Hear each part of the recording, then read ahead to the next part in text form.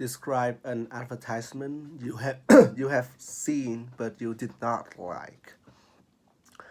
Well, I have seen some quite unsettling advertisement, but the one thing that stood out in my mind is a noodles uh, ad. So I remember it was a quite old advertisement. I think the first time I saw it was when I was eating breakfast uh, in the morning when I was like 6 or so. So it was pretty old, but the memory of the advertisement still haunts me today. So, um, as I mentioned above, it is advertising a noodles, a brand new product from a pretty renowned noodles company in Vietnam.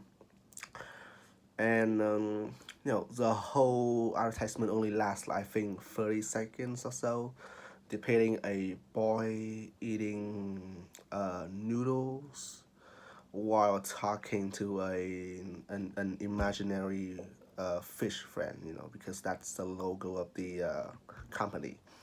However, that's the point, right?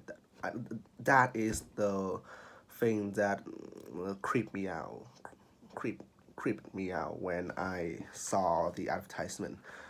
They use CGIs for the fish, but honestly, it was terrible, and the fish looks more like a mutated, disfigured mango corpse of fishes or something like that. It just doesn't look like fish, and it's really passed through the uncanny valley for me. And just to top it off, the boy is talking to an imaginary friend, so it's kind of like he's having schizophrenia or something, and it's just add another layer of disturbing, in my opinion. And may you know as you can see, it was not a good. It did not appeal very well for me as a kid, and it's still very creepy to me at the moment. The way the fish talk, how it looks, and the overall scenes, it kind of bit the color choice makes everything just a bit more grim. So yeah, that's why I don't like it. What role does social media play in advertising? In my opinion, social media has changed the whole landscape, the whole way people do advertisement for forever. First of all, more and more people are now using social media, and because they are free, unlike a TV program where you have to pay an extravagant amount of money to appear for like 10 seconds on the program. It is entirely free, so you get constantly bombarded with advertisement everywhere, whether it is like sports, gaming, games, drinks, beauty products, everything. Go into like Instagram or something. Every five posts you will see a an advertisement of something. So that's my point, because they appear so constantly. It's kind of uh do the thing that people usually call uh how should I put it, like because of it appears constantly.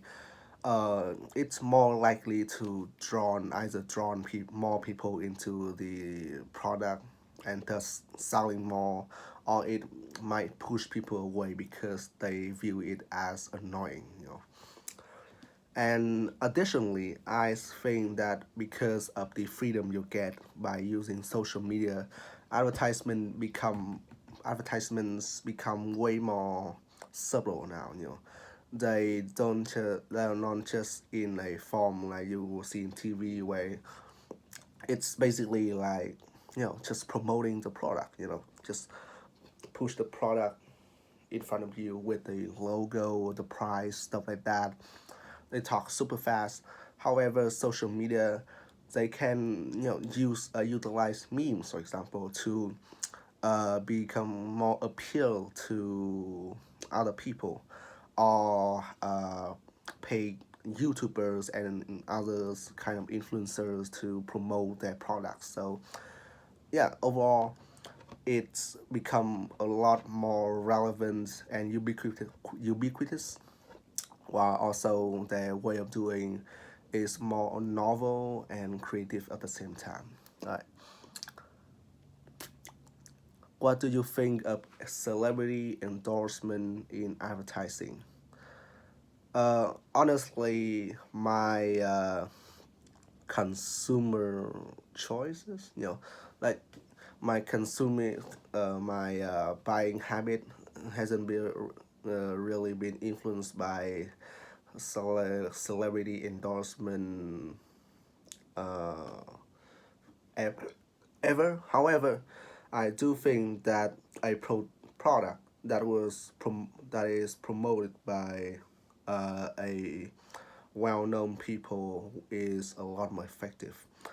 For example, you can see like Ronaldo be the ambassador for like ice cream companies, shopping apps like Shopee, the things down the line, and people are more inclined to buying the subscription or that product because, uh, you know, to in the mind, if when you see a person who is well known and who is famous, who is successful, is promoting a product to you, that probably means that that product is good, because a famous person is doing it, they are uh, try to sell you this product, so you may think that you can hope to be as successful as them, you can hope to be as good look at them as them, for example, because as I say, you are seeing those people who makes millions of dollars every day promoting such a thing, so mm, logically more people will be drawn into it. However, the reality is that most celebrities don't really use the product that they are promoting, because at the end of the day, the only reason they appear on the television promoting this stuff is because of, they're buying to a contract. They get money from the producer, and in turns they selling their face, their images, to get people to buy this product. So I mean, I would say that it is a celebrity endorsements is a clever tactic. However, it's quite superficial, and it's just that it's not real to a certain extent. You know what I mean? So yeah, which one is more effective? Newspaper advertising, or online advertising? uh, I will have to give this to online advertising, not only because you are, people now, online advertising is more flexible, more universal, more ubiquitous, and also more accessible. Whereas newspapers advertisement really only apply to people who read newspaper, and in this modern era, I can hardly find anyone who buy newspaper day every day to read about the news. They have online news websites, and the you know and news channel on the TV. There's just a lot. There's just better way to access to this kind of thing. So Yeah, I will have to give this to online advertisement for that.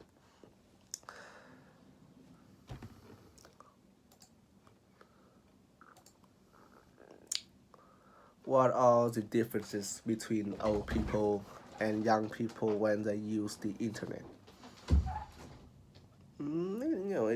It depends on what you're talking about. But I will try to give the most general answers.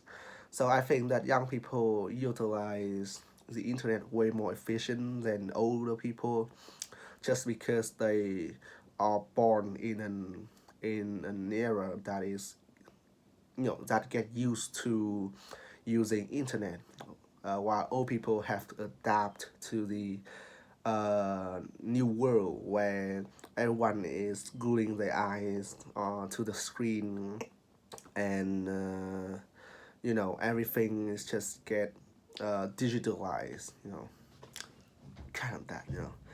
So naturally, they are not as computer literate as young people. So well, what I often see is that they use very basic features like searching on YouTube for the news, or um, listening to music, or at the very least reading the newspaper online. Whereas young people, they use social media, they use search engines to help with their work. They use different apps like Excel's, using spreadsheet, making presentation, using the internet. So yeah, I would say that the differences is lies between how they used it, and how they how like eff- and they're efficient when using internet. That's the difference, I think. Is the library still necessary? Why? To me, the library is still, they're still relevant. So first of all, is that a lot of books are not available in the native language that you may want. For example, I want a book from the United States, right? But it's in all English, and I'm not very good at English, So I wanted to have a translated version in Vietnamese, but there's no online version of it currently. So my best option would be to go into the library, where most books are available with the regional language. You know what I mean, right? So they that is some of the value that the library provide. On top of that, I think they are a fantastic, no, like, they're a very effective studying environment. Because of the quiet policies, the silence policy. And uh, you can study as long as you want, for the most part, without much disturbance, and you can utilize the whole library to use as your source of information, or stuff like that. And also, they also provide computers, so I say it's a great thing for, like, university students who need to use the internet a lot without needing for, like, an internet having go to an internet cafe or something like that. It's just, more cost efficient. That's what I'm trying to say. So definitely, the library is still very necessary in this modern day. what are the differences between the internet and television? I think the main differences is that uh, the censorship, right? So television usually are controlled by broadcaster, by large televised companies who have their own channels and companies behind it. So any information, any piece of news, any piece of entertainment. So a lot of things are being controlled by them, whereas the internet is a lot more open. They are an open source at the end of the day, so you can access to virtually every kind of information you want, even if they are offensive, related to like cannibalism, racism, terrorism. Maybe you can still accessible to them.